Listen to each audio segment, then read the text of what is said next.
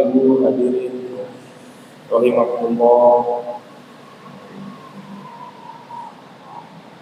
Pertama-tama marilah kita panjatkan syukur kepada Allah Subhanahu wa taala karena berkat nikmat rahmatnya kita masih dapat berkumpul di tempat yang mulia ini dalam menjalankan salah satu perintahnya, yaitu salat subuh berjamaah. Dan insyaallah bersama-sama kita akan mengikuti kajian. Salawat serta salam senantiasa kita sampaikan kepada junjungan Nabi besar Muhammad SAW serta keluarganya, para sahabatnya, dan insyaallah sebagai umatnya yang mengambil sahabat dan jalan. Bapak-bapak, ibu hadirin rahimakumullah, kajian subuh pada pagi hari ini pada pekan ketiga akan disampaikan oleh Ustaz Dr. Asrorul Muhtaram SHMA. Dan mudah-mudahan apa yang disampaikan pada hari ini menjadikan kita menambah ilmu kita untuk amal ibadah kita dalam kehidupan sehari-hari. Baik, untuk mempersingkat waktu, marilah bersama-sama kita menyimak kajian ahad subuh pada pagi hari. Demikian kami sampaikan. Assalamualaikum warahmatullahi wabarakatuh. Pada Pak Ustaz kami persilakan. Assalamualaikum warahmatullahi wabarakatuh. Alhamdulillahilladzi khalaqal mauta wal hayata liyabluwakum ayyukum ahsanu amala. Asyhadu an la ilaha illallah wahdahu la syarikalah wa asyhadu anna Muhammadan abduhu wa rasuluhu la nabiyya ba'dah. Allahumma salli wa sallim ala nabiyyil ummah wa ala alihi wa sahbihi ajma'in, amma ba'd. Qala Allah ta'ala fil kitabil karim, a'udzu billahi minasy syaithanir rajim, bismillahirrahmanirrahim. Ya ayyuhalladzina amanu ittaqullaha haqqa tuqatih wa la tamutunna illa wa antum muslimun. Wa qala Rasulullah sallallahu alaihi wasallam, ni'matani maghbunu fihi ma katsirun minan nas, as-sihah wal farad. Hadirin jamaah salat subuh Masjid Al-Hikmah rahimakumullah. Alhamdulillah, puji syukur kita panjatkan kehadirat Allah Subhanahu wa taala karena sampai detik ini kita masih diberikan nikmat hidup. Allah masih memberikan kita nikmat umur panjang,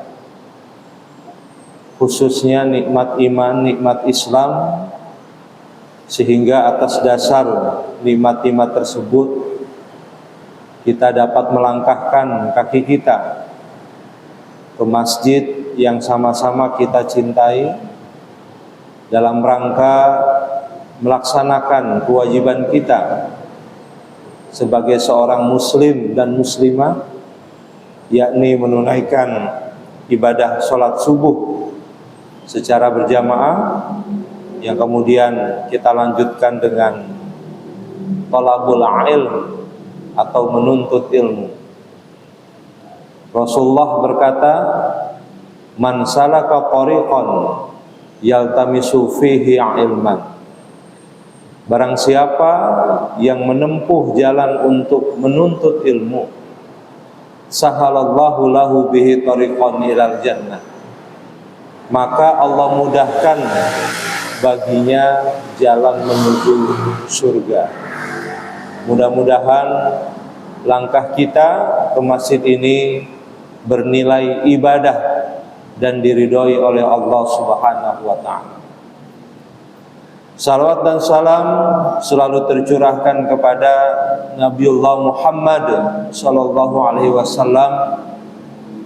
Semoga kita tetap istiqomah mengikuti apa yang telah Rasulullah contohkan, baik perkataan, perbuatan maupun ketetapan Rasulullah sallallahu alaihi wasallam. Hadirin kaum muslimin dan muslimat yang dirahmati Allah. Tak terasa saat ini kita telah berada di tahun 1448 Hijriah. Kita telah meninggalkan tahun 1447 Hijriah. Dalam pandangan Islam, pergantian waktu, pergantian tahun, pergantian bulan, pergantian hari, jam, menit, detik, dan seterusnya, ini merupakan sunnatullah yang tidak bisa kita tahan, yang tidak bisa kita cegah. Bahkan di dalam Al-Quran terdapat pergantian siang, sore, malam, yang mana ini merupakan tanda-tanda kekuasaan Allah Subhanahu wa ta'ala, tanda-tanda kebesaran Allah yang tidak bisa kita cegah, yang tidak bisa kita hindari. Hukum waktu terus berjalan ke depan tanpa permisi, dan waktu berjalan tanpa harus menunggu siapapun. Ada yang perlu kita renungkan bersama terkait perjalanan waktu hidup kita sampai detik ini. Ada satu pertanyaan yang harus kita renungkan, yaitu pertanyaan terkait waktu yang sudah Allah berikan untuk kita, waktu yang sudah Allah amanahkan buat kita, sampai detik ini sudah digunakan untuk apa saja. Misalkan usia kita sekarang 30 tahun, selama 30 tahun ini sudah digunakan untuk apa saja. Usianya misalkan 40 tahun, bahkan 50 tahun, 60 tahun. Mungkin ada jamaah di sini yang usianya sudah 70 tahun lebih. Kalau direnungkan waktu yang sudah dilalui, ini untuk apa saja? Nah, ini tentunya perlu direnungkan dalam rangka muhasabah. Apa itu muhasabah? Muhasabah artinya secara bahasa menghitung-hitung apa yang sudah kita lakukan di masa lalu, mengevaluasi apa yang sudah kita lakukan, introspeksi diri atas apa yang sudah kita lakukan. Itulah yang disebut dengan muhasabah. Muhasabah merupakan perintah Allah Subhanahu wa ta'ala. Sebagaimana Allah berfirman, A'udzubillahi minasyaitonir rajim. Bismillahirrahmanirrahim. Ya ayyuhalladzina amanu taqullah wal tanzur nafsum ma qaddamat lighad wattaqullah innallaha khabirum bima ta'malun. Allah berkata, ya ayyuhalladzina amanu taqullah, wahai orang-orang yang beriman, bertakwalah kepada Allah. Wal tanzur nafsum ma qaddamat lighad, dan hendaklah setiap diri memperhatikan atas apa yang telah dia perbuat untuk esok hari. Wattaqullah, bertakwalah kepada Allah. Innallaha khabirum bima ta'malun. Sesungguhnya Allah Subhanahu wa taala Maha teliti, Maha mengetahui atas apa yang kamu kerjakan. Nah, ayat ini di dalamnya terdapat perintah Allah kepada kita agar kita memperhatikan, merenungkan atas apa yang telah kita lakukan di masa lalu, yang mana hikmah daripada muhasabah, evaluasi diri, introspeksi diri. Jika kita menginsafi sesuatu yang telah terjadi dan itu tidak baik, maka harus kita hentikan dan ke depan harus lebih baik lagi. Karena yang namanya evaluasi itu sangat penting. Ya. Dalam dunia ekonomi, yang namanya evaluasi itu menempati posisi yang sangat penting. Dalam dunia pendidikan, evaluasi itu sangat penting. Kita akan mengetahui apakah siswa, pelajar itu mampu atau tidak, bisa atau tidak, menangkap ilmu atau tidak, setelah dilakukan yang namanya evaluasi. Nah, oleh karenanya setiap mukmin ini dipandang perlu untuk selalu senantiasa mengevaluasi dirinya, atau dengan kata lain muhasabah. Bahkan Umar bin Khattab pernah mengatakan, hasibu qabla an tuhasabu. Hisablah dirimu sebelum kamu nanti dihisab. Ya, karena kelak nanti kita akan melalui yang namanya yaumul hisab, atau hari di mana kita akan dihisab. Apapun yang kita lakukan selama hidup kita ini pasti akan dihitung-hitung, pasti akan dipertimbangkan. Apa yang kita lakukan selama kita hidup di dunia ini pasti berdampak di akhirat kelak. Kita akan dihisab, kita akan ditimbang lebih banyak amalan soleh atau amalan buruk. Nah, inilah yang menentukan nanti apakah kita selamat atau tidak setelah kita melalui yang namanya yaumul hisab, atau hari di mana kita dihisab. Bahkan seluruh manusia yang Allah ciptakan di dunia ini pasti akan melalui yang namanya proses hisab atau perhitungan amalan baik dan amalan buruk. Nah, semoga kita nanti selamat dan semoga lebih banyak amal ibadah, amal soleh yang kita lakukan dibandingkan amal buruk yang dilakukan, dan kita semua memohon kepada Allah agar amal buruk atau perbuatan dosa yang telah kita lakukan diampuni oleh Allah Subhanahu wa taala. Amin ya rabbal alamin. Jadi sebagai seorang mukmin ini perlu untuk selalu senantiasa mengevaluasi diri, biar tahu nanti perbuatan-perbuatan yang telah dilakukan. Dan tentunya harapannya setelah kita evaluasi diri ke depan lebih baik lagi. Hari ini harus lebih baik dibandingkan hari kemarin.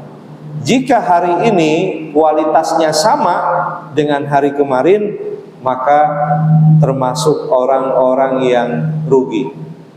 Ya. Jadi kalau Bapak Ibu hari ini sama kualitasnya dengan kemarin, maka termasuk orang yang rugi. Nah, kalau hari ini lebih buruk dibandingkan dengan kemarin, maka termasuk orang-orang yang celaka. Tapi kalau hari ini lebih baik dibandingkan dengan hari kemarin, maka termasuk orang-orang yang beruntung. Ya, tergantung milih yang mana. Mau milih orang yang celaka, mau milih orang yang rugi, atau mau milih orang yang beruntung. Kalau pengen beruntung, maka hari ini harus lebih baik dibandingkan kemarin. Kemarin sholatnya tidak maksimal, sekarang harus maksimal. Tahun kemarin sedekahnya kurang, tahun ini sedekahnya harus semangat dan maksimal. Nah, inilah seorang mukmin yang sejati, yang hari ini kualitasnya harus lebih baik dibandingkan hari kemarin. Tentunya dalam menjalani kehidupan ini kita tidak mau merugi, kita tidak mau pailit atau bangkrut. Jangan sampai hidup yang sekali ini hidup kita rugi, hidup kita tidak berkah, hidup kita tidak selamat. Jangan sampai. Ada jamaah yang bertanya kepada saya, Pak Ustadz, kalau moto hidup Pak Ustadz itu apa? Nah, moto hidup saya itu simpel. Hidup sekali, hiduplah yang berarti. Itu saja. Hidup sekali, hiduplah yang berarti. Kita memaknai hidup ini dan berarti buat diri kita, berarti buat orang lain, buat orang tua, buat pasangan, buat keluarga, bahkan buat masyarakat. Masyarakat itu mendapatkan manfaat, ya, mendapatkan hal-hal yang positif dari kita. Itu saja simpel. Khairun nas anfa'uhum linnas. Sebaik-baik manusia adalah yang memberikan manfaat bagi manusia yang lain. Apa yang kita punya, apa yang melekat dalam diri kita, itu memberikan manfaat. Enggak harus jadi ustadz, tidak harus. Ketika kita seorang insinyur, maka kita memberikan manfaat orang lain.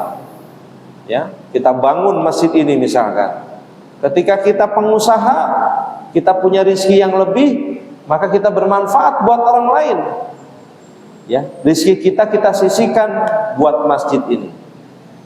Ketika kita nggak punya rezeki yang lebih, uang yang tidak cukup, tapi kita punya ilmu, bisa ngaji, maka kita harus memberikan kebermanfaatan bagi orang lain.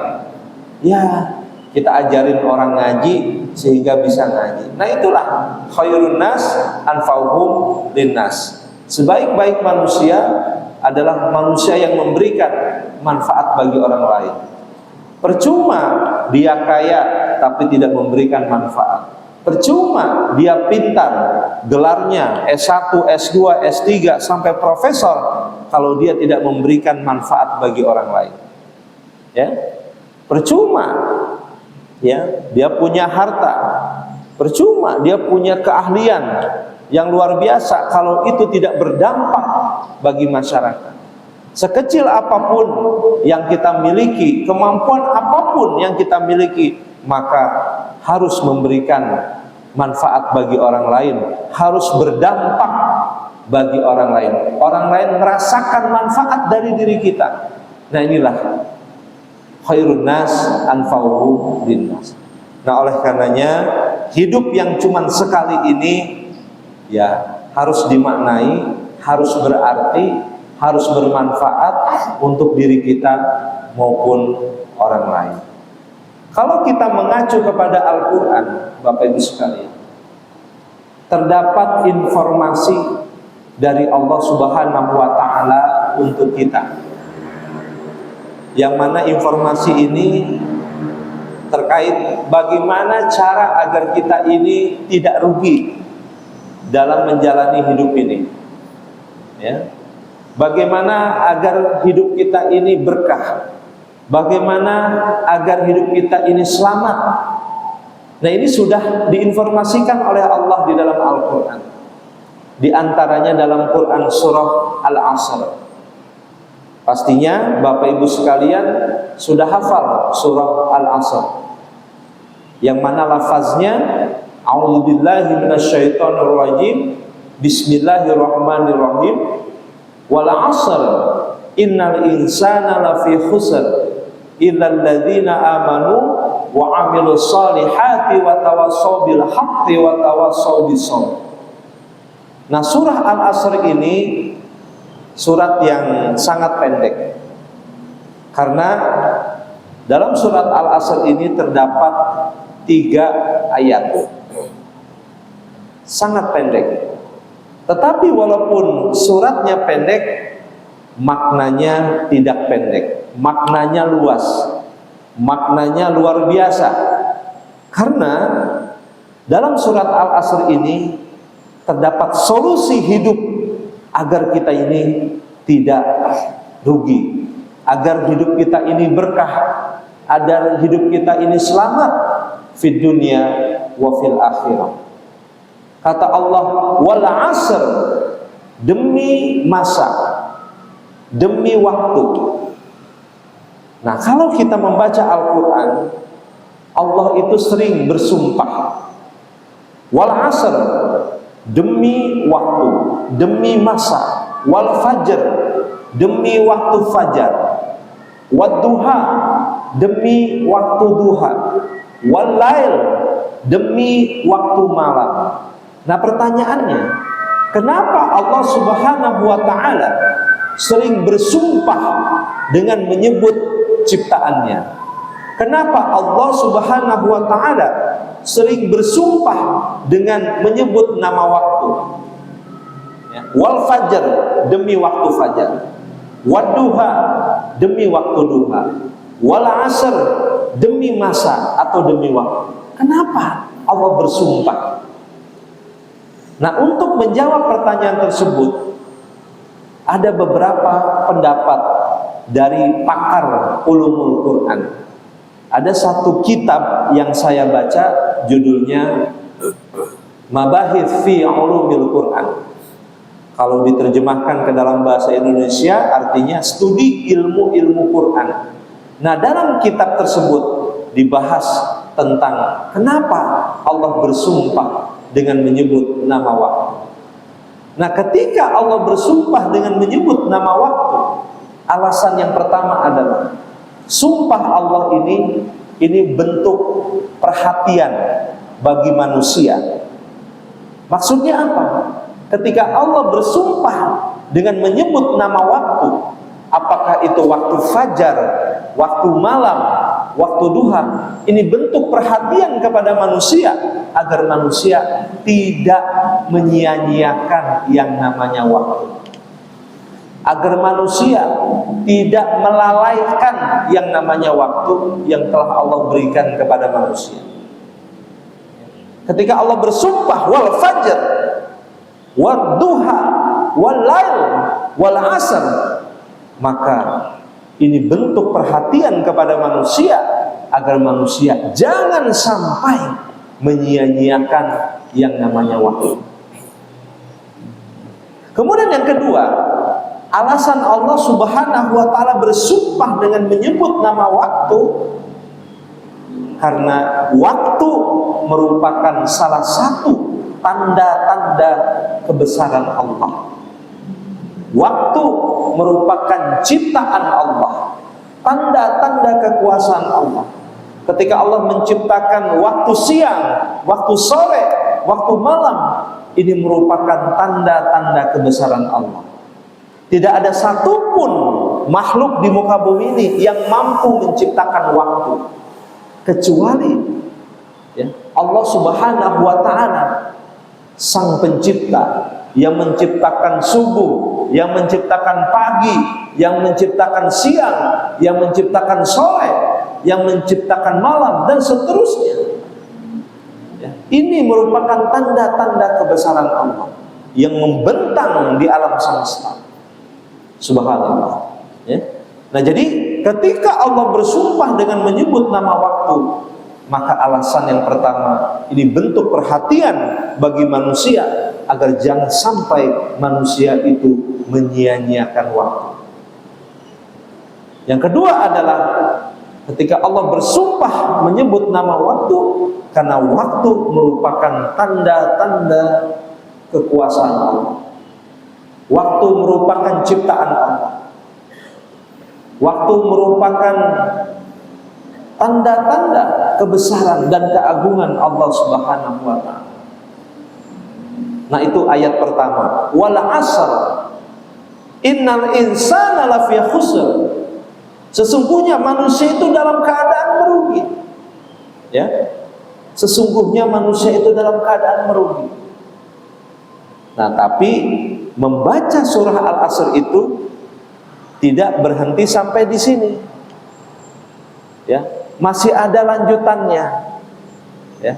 Nah, kadang kita ini ya, Bapak Ibu, membaca Quran itu ya tidak komplit gitu. Ya, karena ayat sebelumnya dan sesudahnya itu ada hubungannya. Ya. Ketika kita membaca surah Al-Asr cuman 2 ayat saja, nah ini bahaya nanti maknanya. Wal asr, demi masa, innal insana lafi khusr, sesungguhnya manusia itu dalam keadaan merugi. Setelah itu selesai. Shadaqallahul adzim. Nah, berarti ini tidak utuh kandungannya, tidak utuh maknanya. Nah, setelah ayat 2 ada lanjutannya. Nah, ini yang penting ini. Ya. Di awal Allah berfirman, demi masa, innal insana lafi khusr, sesungguhnya manusia itu dalam keadaan merugi. Nah, yang ketiga ayatnya ini merupakan solusi agar kita tidak merugi dalam hidup ini. Maka ada beberapa hal yang harus kita lakukan. Illal ladzina amanu wa amilus solihati wa tawassaw bil haqqi wa tawassaw bis sabr. Ada 4 amalan agar kita tidak merugi.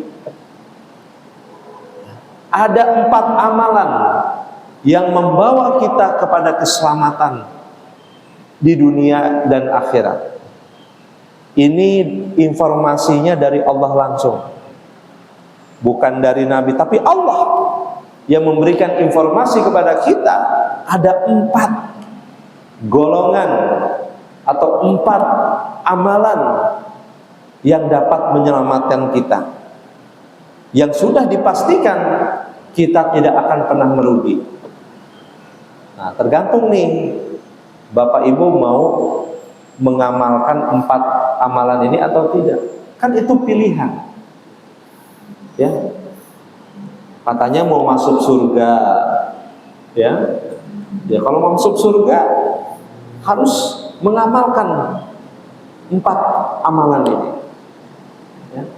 Karena surga neraka itu kan pilihan, tergantung kita. Allah sudah menginformasikan dalam Quran, kalau mau masuk surga, nih caranya begini. Kalau masuk neraka, ya begini-begini. Ya tergantung kita. Kita mau milih yang mana? Allah sudah berikan kita akal. Dari akal ini kita akan berpikir. Kita akan tahu.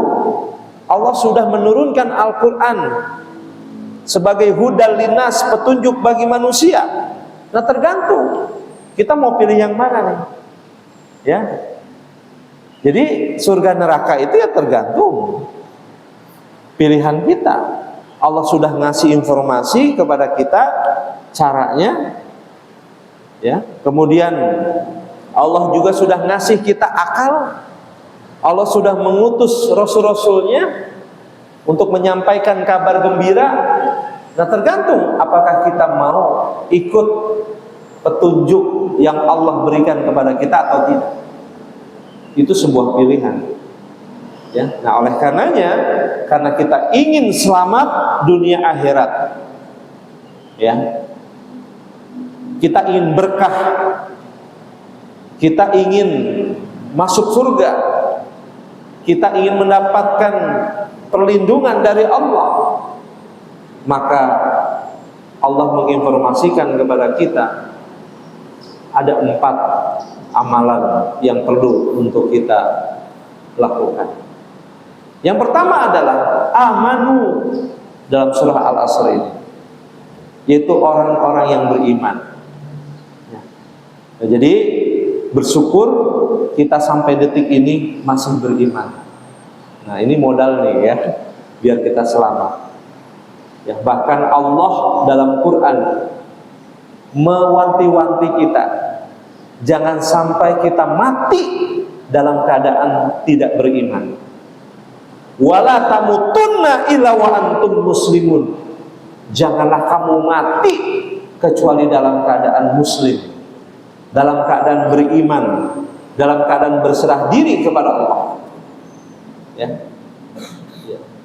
Ya, kita kan ini ya, Bapak Ibu pengen nih ya, kita diwafatkan dalam keadaan husnul khotimah ya. Amin. Karena itu adalah puncak kesuksesan kita. Ketika kita mati dalam keadaan iman dan dalam keadaan Islam. Dan bersyukur Bapak Ibu yang punya orang tua, punya saudara, punya pasangan yang sudah mendahului wafatnya dalam keadaan iman Islam. Nah pertanyaannya, nanti kita matinya ini dalam keadaan iman Islam atau tidak, itu pertanyaan. Karena nggak ada yang jamin. Pak Ustadz aja belum tentu, saya nih belum tentu. Maka bersyukurlah orang yang wafatnya itu dalam keadaan iman Islam. Kita ini Bapak Ibu yang setiap hari ngaji, belum tentu, nggak ada jaminan kita matinya dalam keadaan husnul khotimah. Kecuali kita istiqomah. Itu kuncinya. Ketika ada jamaah yang bertanya, Pak Ustadz, kita semua ingin wafat dalam keadaan husnul khotimah. Kita semua ingin meninggal dalam keadaan iman Islam. Caranya bagaimana? Caranya kita berbuat baik, kita beriman, kita beramal soleh, setelah itu kita istiqomah. Istiqomah. Kuncinya istiqomah. Banyak orang yang di awal-awal hidupnya dia ahli ibadah, rajin bersedekah, rajin beramal soleh, tapi karena dia tidak istiqomah sampai akhir hayatnya, nauzubillah. Bahkan ada juga seorang oknum ustaz yang ahli baca Quran, yang ahli ceramah, tapi tidak mampu mengendalikan hawa nafsunya. Nah, ini ada kan? Akhirnya berujung, bukan berujung baik, berujung buruk. Ya. Makanya ya kita harus istiqomah. Bapak Ibu nih sholat subuh sekarang sampai akhir hayat istiqomah terus sholat subuh. Bapak Ibu sekarang baca Quran sampai akhir hayat terus amalkan itu. Itu istiqomah. Ya. Jadi trennya itu imannya terus naik terus. Tapi kan ada orang yang ahli ibadah, semangat ya, turun gitu. Nah, kita nggak mau. Minimal Bapak Ibu, walaupun kita mengamalkan sesuatu yang kecil, tapi istiqomah. Ya, walaupun amalan itu nggak besar, ya, dan amalan itu kecil, sederhana, tapi istiqomah terus. Ya, ada Mas Hari, ya. Istiqomah, saya dan Bapak Ibu sekalian terus istiqomah. Kita membangun masjid ini, bangun bangunannya dan bangun juga jamaah. Terus istiqomah, ya, nah, terus istiqomah. Ya, karena Rasulullah, para sahabat, para tabiin, tabiut tabiin itu mereka itu orang-orang yang istiqomah. Ya. Fastaqimu ilaihi wastaghfiru. Ya, maka istiqomahlah kalian dan beristighfar. Jadi dalam Quran itu Allah berfirman, fastaqimu wastaghfiru. Istiqomahlah kalian dan istighfarlah. Nah pertanyaannya, kenapa Allah memerintahkan istiqomah setelah itu istighfar? Kenapa? Kenapa Allah memerintahkan istighfar setelah perintah istiqomah? Karena yang namanya manusia pasti punya kekurangan, punya banyak kehilafan, betul Bapak Ibu? Dalam rangka kita istiqomah ini punya niat yang baik, pasti dalam perjalanannya pasti punya kehilafan dan punya kekurangan. dalam rangka menutupi kekurangan kita dalam istiqomah, dalam rangka menutupi kehilafan kesalahan kita dalam istiqomah, maka solusinya adalah istighfar. Astagfirullahaladzim. Nah, misalkan nih kita punya niat baik, ya, dalam perjalanannya banyak tantangan, banyak ujian, tapi kita tetap terus istiqomah. Tapi ada saja kesalahan.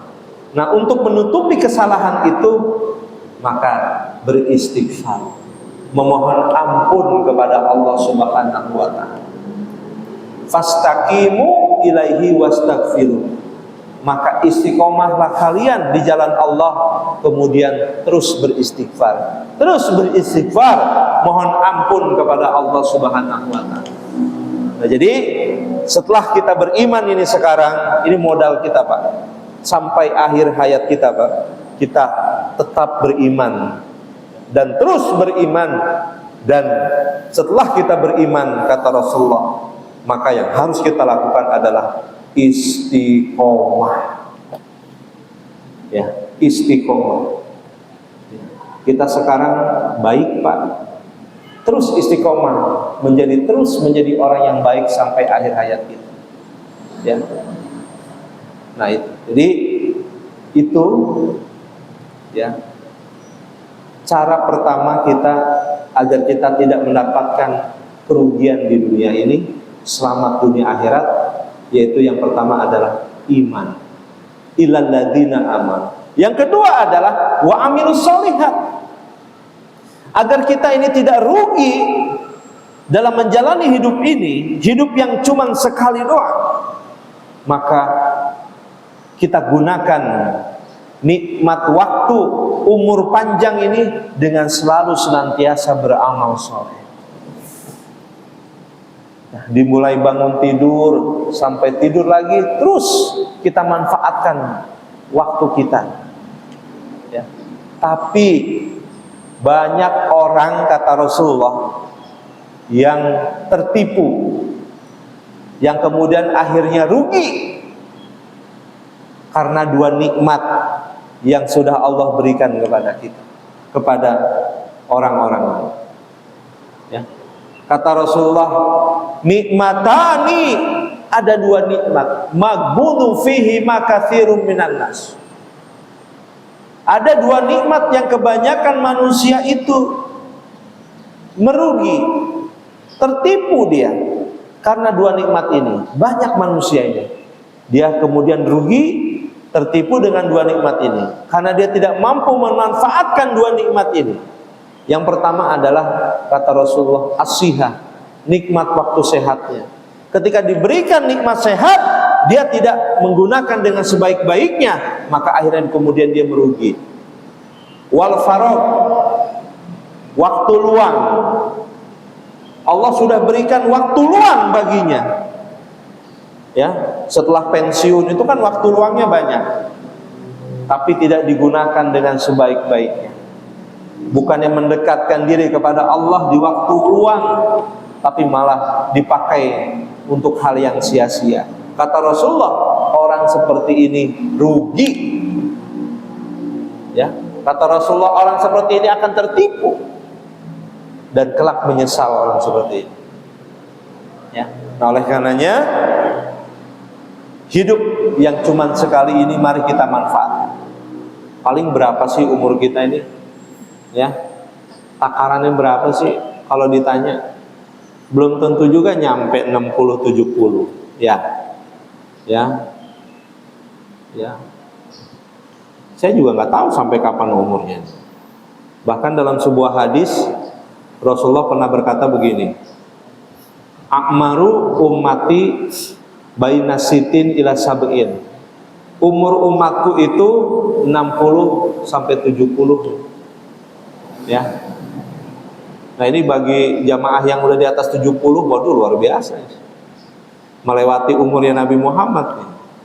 Nabi Muhammad aja nggak nyampe 65 kan? Luar biasa.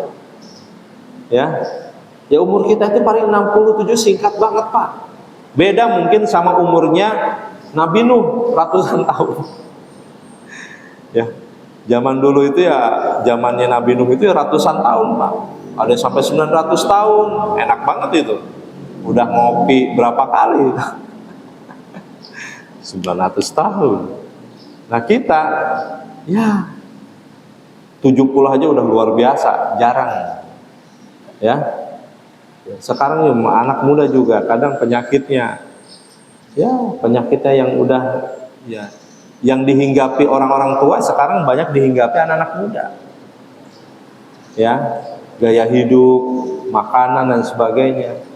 Nah, Bapak Ibu yang sudah lewat 60, 70, wah itu luar biasa, nikmat umur panjang, maka isi dengan hal-hal yang positif, ya, dan ya semoga ya kita semua diwafatkan dalam keadaan husnul khotimah. Karena itu pilihan Pak, ya, dan jangan sampai kita menunda-nunda untuk beramal soleh, ya, karena kita kalau nunda besok belum tentu Pak masih hidup, ya. Yang masih muda nih usianya 40, ya 40 masih muda ya, 30,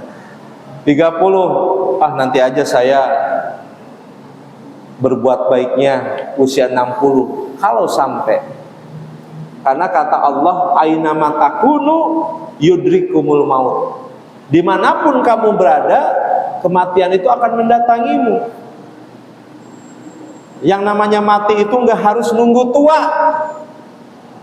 Banyak anak muda yang meninggal duluan, mendahului yang tua.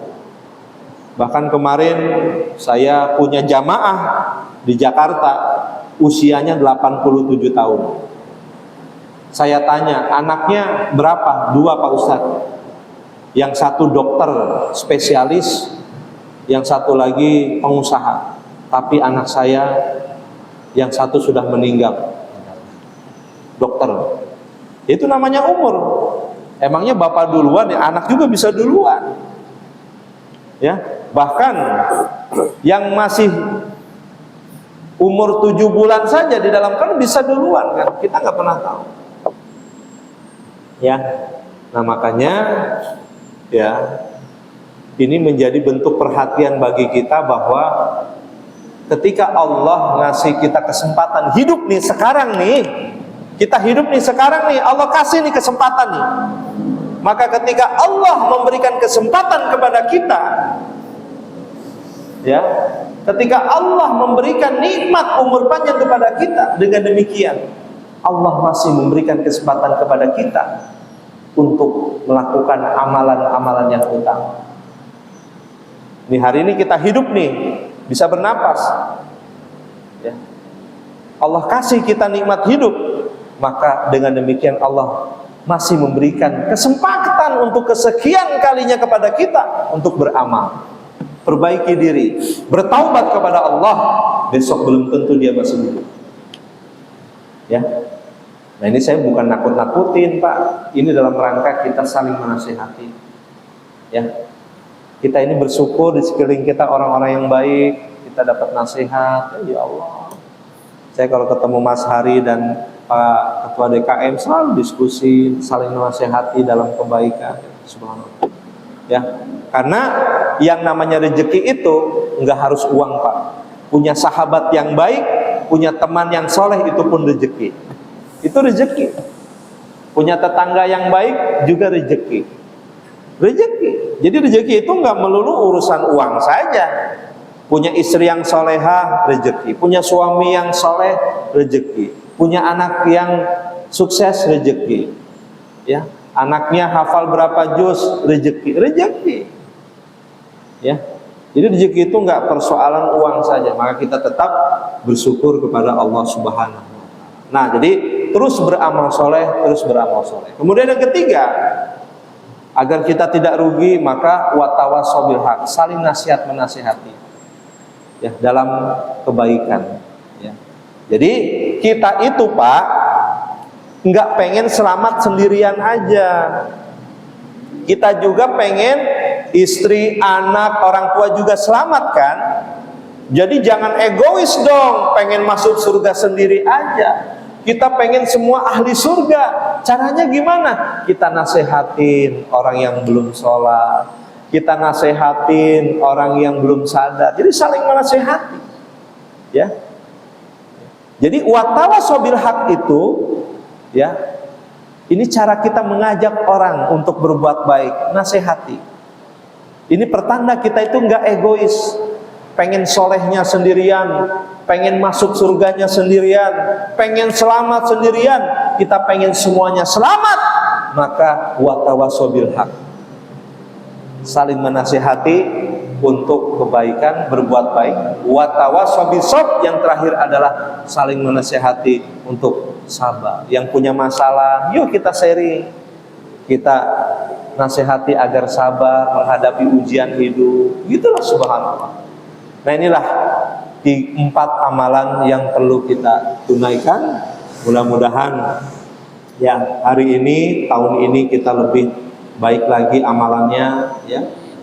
Yang rizkinya kemarin belum banyak, ya tahun ini banyak, ya. Yang punya cita-cita tahun ini bisa dikabulkan, tahun kemarin belum, ya sekarang dikabulkan. Yang punya hajat, ya tahun ini mudah-mudahan terlaksana dan terus, ya, menjadi pribadi-pribadi yang lebih baik lagi. Itu saja dari saya. Semoga bermanfaat. Dipersilakan kepada MC, ya. Alhamdulillah, setelah kita kajian pada ini terkait waktu, terutama itu bagi jamaah yang ingin bertanya, mungkin yang sudah diberikan lebih lama, Ustaz Haji Baik, mohon silakan bertanya.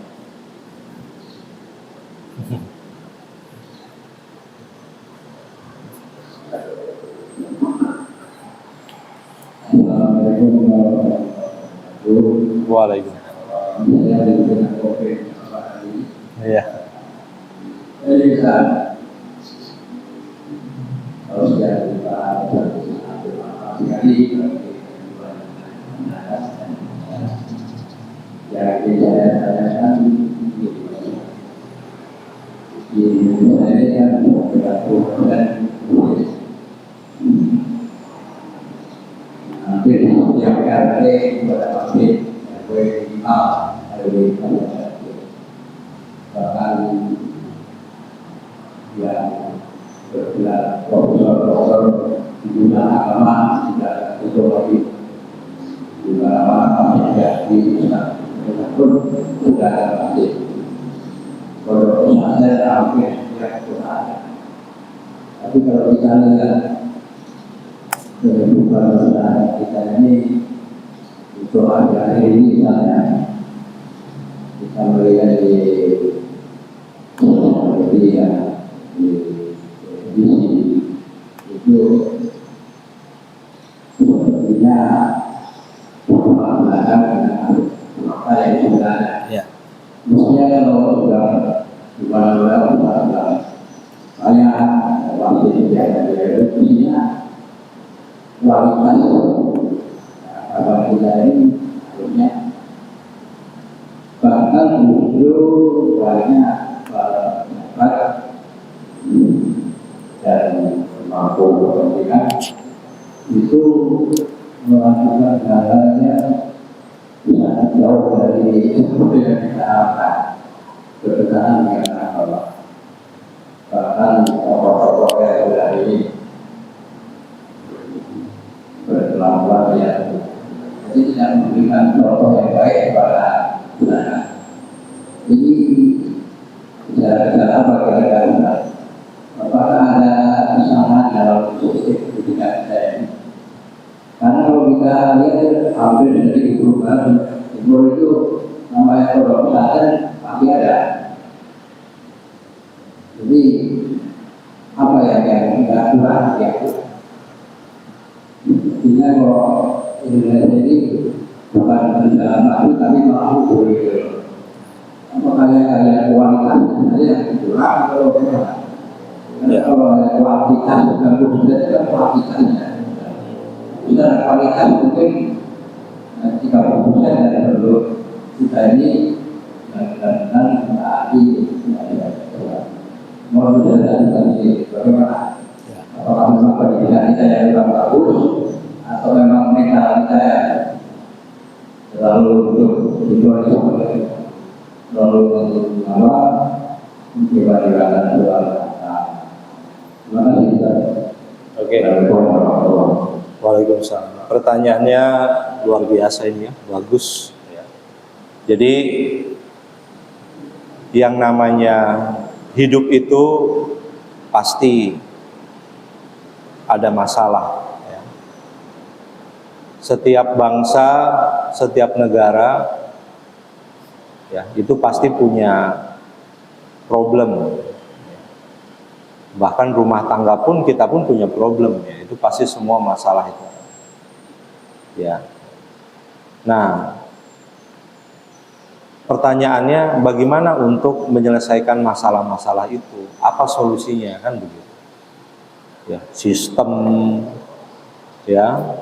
Kemudian ada orang yang nggak bisa jadikan contoh dan sebagainya. Ini kan problem nih, ya.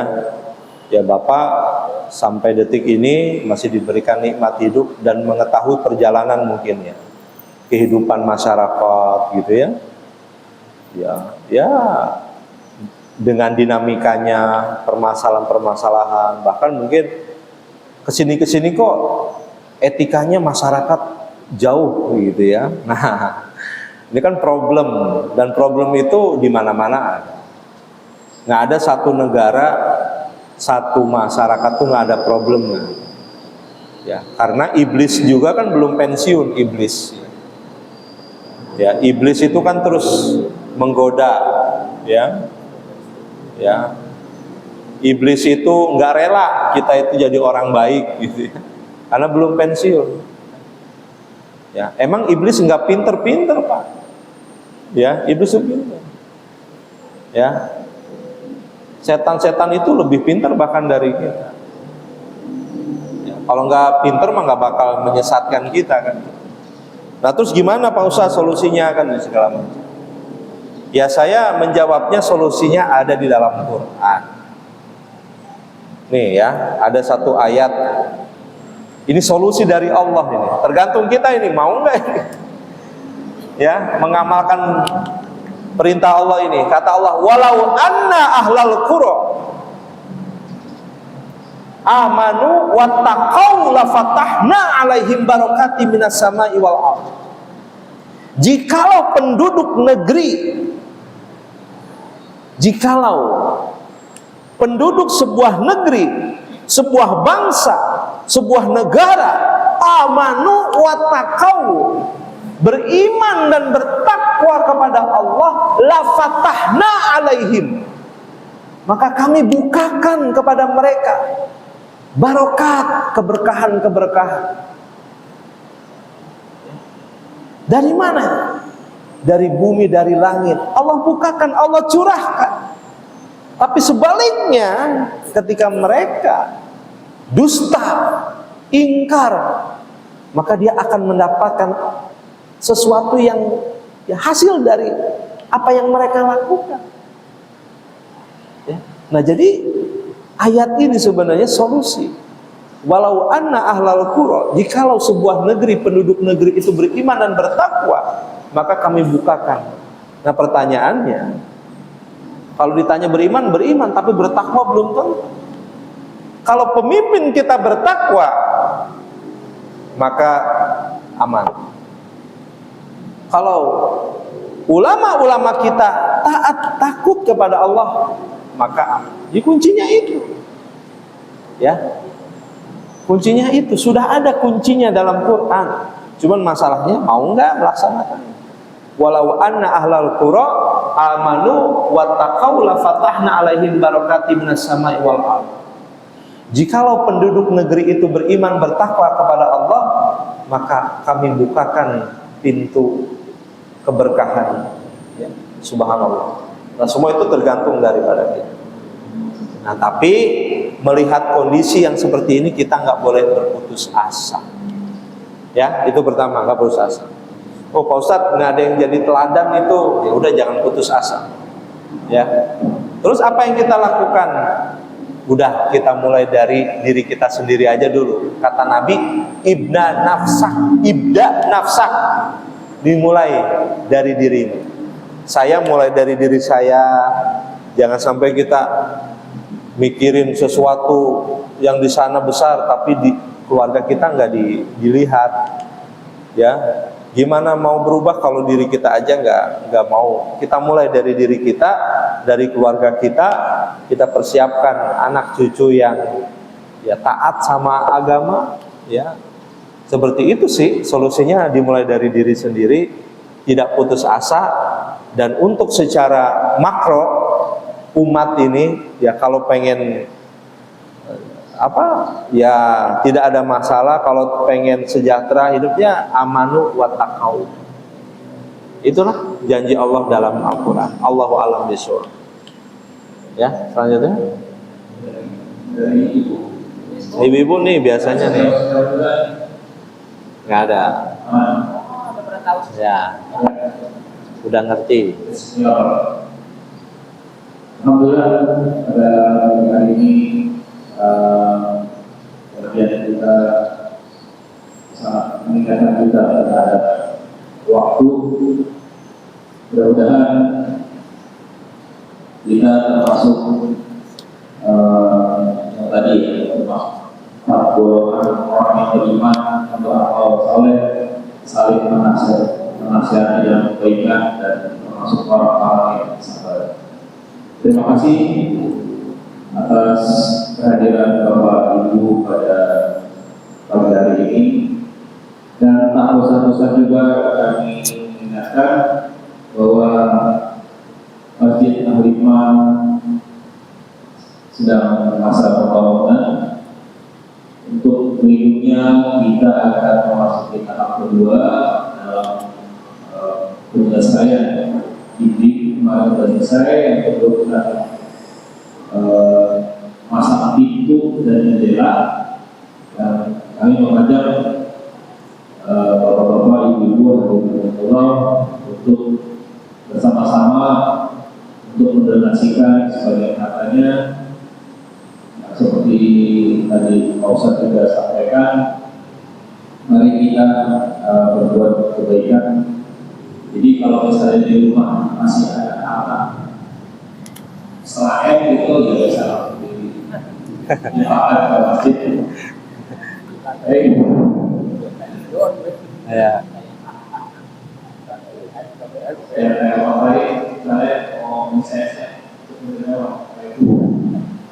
Terima kasih. Kami akhiri, mohon maaf apabila ada kekurangan. Kami tutup, mari kita bersama-sama membaca doa majlis. Subhanallah wa bihamdihi. Sebelumnya ada kurang kita minta didoakan biar ada sponsor. Rasulullah pernah berkata, la yadurul qada ila du'a.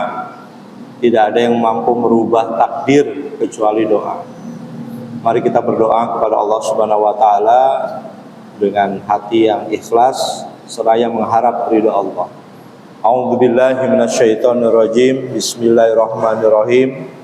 Alhamdulillahirabbil alamin, wassalatu wassalamu ala nabiyyina Muhammadin wa ala alihi washabihi ajmain.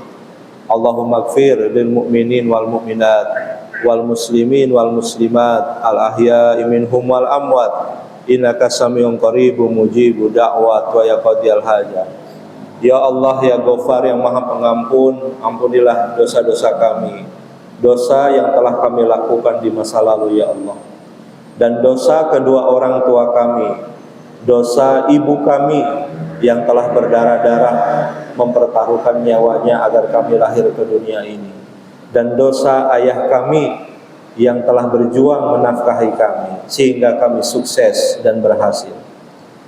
Ya Allah, jadikanlah keluarga kami, jadikanlah keturunan kami menjadi keturunan yang soleh dan solehah, berbakti kepada kedua orang tua, berguna bagi nusa dan bangsa.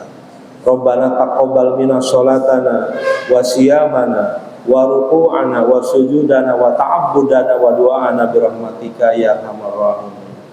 Rabbana atina fid dunya hasanah wa fil akhirati hasanah wa qina adzabannar. Subhana rabbika rabbil izzati amma yasifun wa salamun alal mursalin walhamdulillahi rabbil alamin.